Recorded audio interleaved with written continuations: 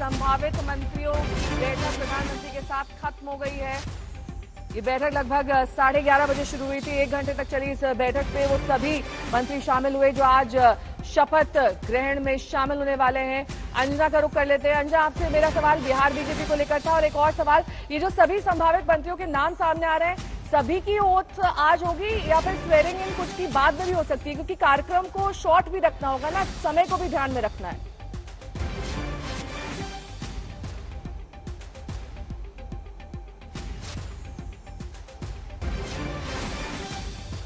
अंजना, आपसे मेरा सवाल है ये। ठीक है, अंजना से दोबारा संपर्क साधने की कोशिश करेंगे, लेकिन इस बीच हिमांशु का रुख कर लेते हैं। हिमांशु, सभी की स्वेरिंग इन ओथ सेरेमनी आज ही होगी या फिर कुछ बाद में भी शपथ ग्रहण कर सकते हैं, क्योंकि समय सीमा को भी ध्यान में रखना होगा। ऐसे कोई समय सीमा की कोई बाउंडेशन नहीं है। राष्ट्रपति भवन की तरफ से यह साफ हो चुका है कि आज ही जो है स्वेरिंग होगी और जितने लोग आज प्रधानमंत्री नरेंद्र मोदी के साथ चाय पे चर्चा पे शामिल हुए हैं वो आज शपथ लेंगे प्रधानमंत्री नरेंद्र मोदी के साथ। अब देखना बस इतना है कि कौन कैबिनेट बनेगा, किसको स्वतंत्र प्रभार मिलेगा, किसको जो है केंद्रीय राज्य मंत्री बनाया जाएगा। लेकिन नेहा, मैं आपको एक चीज बता देता हूं कि कैबिनेट में बदलाव जो है वो समय समय पे होते हैं। कभी 1 साल में होते हैं, कभी 2 साल में, 3 साल में, ये कैबिनेट में बदलाव होते हैं। जब प्रधानमंत्री नरेंद्र मोदी 2014 में प्रधानमंत्री बने थे, मई में उन्होंने शपथ ली थी और अक्टूबर एंड में जो है कैबिनेट का पहला रिशफल हुआ, उसके बाद 16 में हुआ, उसके बाद 17 के अंदर जो है कैबिनेट रिशफल हुआ था और एक छोटा सा रिशफल जो है वो 18 में भी हुआ था। लेकिन 2019 में जो कैबिनेट बनी उसका एक रिशफल जो है 2021 में 7 जुलाई को हुआ। उसके बाद एक छोटा सा ऑन पेपर रिशफल था जिसमें जो है अर्जुन मेघवाल को जो है वो कानून मंत्री बनाया गया था और किरण रिजिजू को जो है वो अर्थ एंड साइंस डिपार्टमेंट दिया गया था। तो पिछली सरकार में 2 कैबिनेट रिशफल है, एक ऑन पेपर है जिसमें किसी को हटाया नहीं गया था और एक 2021 में हुआ था, वो कोविड के बाद हुआ था और उसमें पूरा का पूरा जो है कैबिनेट का स्वरूप वो चेंज हो गया था। बहुत से नए मंत्रियों को जगह मिली थी, कुछ मंत्रियों का प्रमोशन हुआ था। जिन मंत्रियों का प्रमोशन हुआ था उनमें मनसुख मंडाविया, हरदीप सिंह पुरी, सर्बानंद सोनोवाल, ये तमाम वो लोग थे जिनको प्रमोट भी किया गया था। तो इस तरीके से अगर आप देखेंगे तो कैबिनेट में रिशफल होता है, लेकिन उसमें समय होता है क्योंकि मंत्रियों को काम करने का मौका दिया जाता है और फिर उनके काम की जो है ऑडिट होता है, उनका परफॉर्मेंस को चेक किया जाता है और प्रधानमंत्री नरेंद्र मोदी समय समय पर अपने मंत्रियों के परफॉर्मेंस का ऑडिट करते रहते हैं। और एक बड़ी अच्छी चीज जो है वो प्रधानमंत्री नरेंद्र मोदी के वो साथ ये है कि वो कैबिनेट की मीटिंग तो करते ही है, लेकिन हर महीने लगभग जो है वो काउंसिल ऑफ मिनिस्टर यानी मंत्री परिषद की बैठक करते हैं और उसमें सभी के आइडिया लेते हैं और उसमें नई नई इनोवेटिव चीज बताते हैं कि आपको अपने मंत्रालय में ये करना है, ये करना है। एक चीज अगर मैं आपको बोलूं तो प्रधानमंत्री नरेंद्र मोदी के कार्यकाल में 10 साल में ऐसा कभी नहीं हुआ कि किसी एमओएस ने जाके यानी कि केंद्रीय राज्य मंत्री ने जाके शिकायत की हो कि उसको काम नहीं मिला है। वो ये कहते हैं अपने मंत्रियों को, कैबिनेट मंत्रियों को, कि आप अपने जूनियर मंत्रियों को जो है वो काम दीजिए, उनको सिर्फ इसलिए मत रखिए कि वो संसद के अंदर जाएं और स्टार्ड और अनस्टार्ड क्वेश्चंस के जो है वो जवाब दें। उनके पास भी फाइल जानी चाहिए, उनको भी आपके विभाग में जो छोटे छोटे विभाग है उनके दायित्व दीजिए, उनको भी काम करने का मौका मिलना चाहिए जिससे उनकी भी जो पर्सनैलिटी है उसमें निखार आए और वो एडमिनिस्ट्रेटिव रूप से बड़े स्ट्रांग बने। ठीक है, अशोक भी हमारे साथ जुड़े हुए हैं, अशोक का रुख कर लेते हैं। अशोक, अनुराग ठाकुर का नाम नहीं आया इस पूरी मीटिंग में कहीं?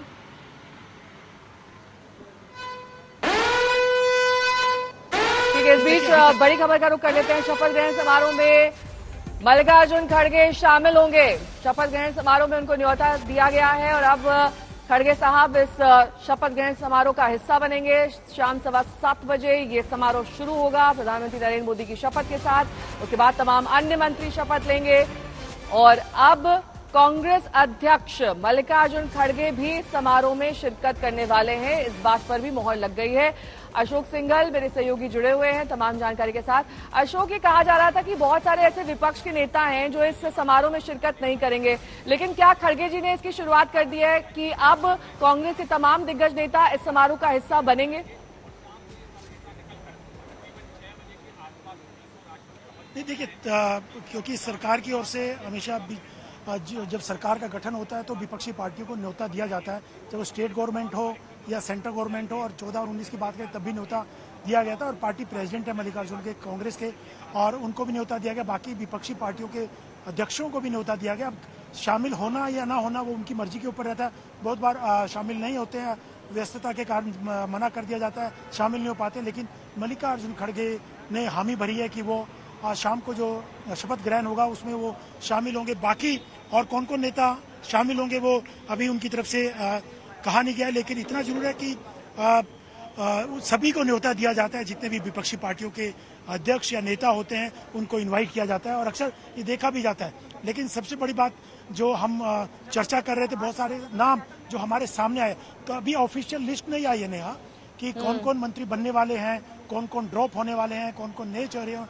जो नाम हम लोगों की जानकारी में अभी जिन जिन के बारे में जानकारी मिली है, जो जो चीजें सामने आई हैं, उनके बारे में हम चर्चा कर रहे हैं। जब ऑफिशियल लिस्ट आएगी पीएमओ की तरफ से कि ये लोग कैबिनेट इस सरकार में शामिल हो रहे हैं, उनमें और कौन कौन से नाम सामने आएंगे। अभी जो प्रधानमंत्री निवास में है, एक एक नामों के बारे में अभी कोई सामने नहीं आया है। कुछ लोगों की जानकारी हमारे सामने आई है, हो सकता है इसके अलावा भी बहुत सारे नाम हो जो लिस्ट हमारे सामने आई है। तो देखना होगा कि ऑफिशियल नाम कौन कौन इसमें जो हमारे पास नाम है उनमें नहीं है, क्योंकि 19 में भी ऐसे बहुत से नाम आए थे जो हमारे लोगों के पास नहीं थे। लेकिन जब फाइनल लिस्ट शपथ ग्रहण समारोह में दिखाई दिए थे, जब वहाँ कुर्सियां लगी थी नेम प्लेट के साथ, तब पता चला था कि ये नाम तो सामने नहीं आया था, लेकिन यहाँ दिखाई दे रहा है। क्योंकि प्रधानमंत्री निवास में हम लोग बिल्कुल थोड़ा दूरी पर हैं जहाँ पे एंटर होते हैं वो लोग, तो बहुत सारे ऐसे नाम भी है जो हमारी नजर में नहीं आए होंगे। लेकिन इतना जरूर है कि बहुत सारे नाम जो सामने आए हैं वो प्रधानमंत्री ने यहाँ मीटिंग के लिए बुलाया था, उनसे चर्चा की थी। लेकिन हो सकता है इनके अलावा भी कोई नाम हो जो ऑफिशियली आना बाकी हो। तो बहुत सारे इतने चर्चा जरूर हो रही थी कि पिछले नामों में से कुछ नामों को ड्रॉप किया जाएगा, कुछ नए नामों को ऐड किया जाएगा, ये तो बात सच है। लेकिन बहुत सारे बड़े नाम जो थे, जो बड़े बड़े नेता थे, बड़े बड़े मंत्री थे, वो अभी तक सामने दिखाई दे रहे हैं कि उनको दोबारा से इस बार मंत्रिमंडल में शामिल किया जाएगा। ठीक है, कम से कम 11 नाम तो कंफर्म है जिन पर अब मोहर लग चुकी है, और उनके चेहरे भी इस काफिले में दिखाई दे, जिस पर लगातार जानकारी अशोक भी दे रहे थे, हिमांशु भी हमारे सहयोगी दे रहे थे। हिमांशु, अनुराग ठाकुर के नाम की चर्चा नहीं हुई सुबह से, वो संभावित मंत्रियों की लिस्ट में है या फिर आने वाले वक्त में उनके नाम का अनाउंसमेंट हो सकता है? देखिए, मुझे लगता है कि अभी तक क्योंकि अनुराग ठाकुर दिखे नहीं है प्रधानमंत्री नरेंद्र मोदी के साथ इस चाय की चर्चा पर जाते हुए, और ना ही उनके यहाँ से कोई इस तरीके का कोई कंफर्मेशन आया है कि वो प्रधानमंत्री की इस चाय की चर्चा पे शामिल होने के लिए आ रहे हैं।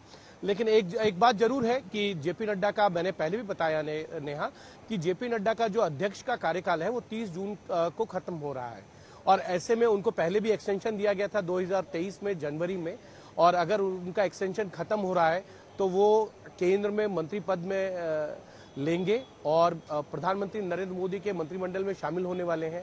हमारे सूत्रों के हिसाब से हमको ये भी जानकारी मिली थी कुछ दिन पहले कि वो राज्यसभा में पीयूष गोयल की जगह जो है वो अब लीडर ऑफ हाउस बनेंगे, यानी कि सदन के नेता वो बनने वाले हैं।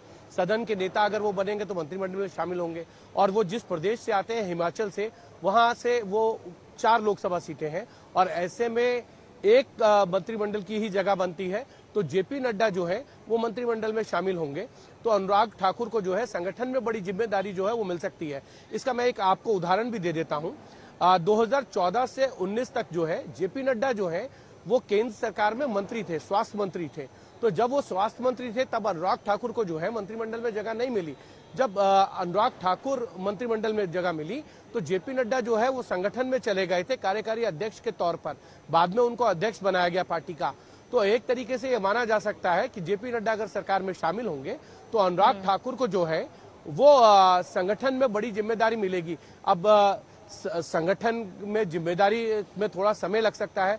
नया अध्यक्ष बनेगा तो अनुराग ठाकुर को संगठन में क्या जिम्मेदारी मिलेगी ये तय होगा, लेकिन इतना माना जा सकता है कि अनुराग ठाकुर ने जो है 2008 से कि किसको क्या मिलने वाला है, किसको कौन सा पोर्टफोलियो मिलेगा, किसे एमओएस बनाया जा रहा है, किसे कैबिनेट मंत्री बनाया जा रहा है।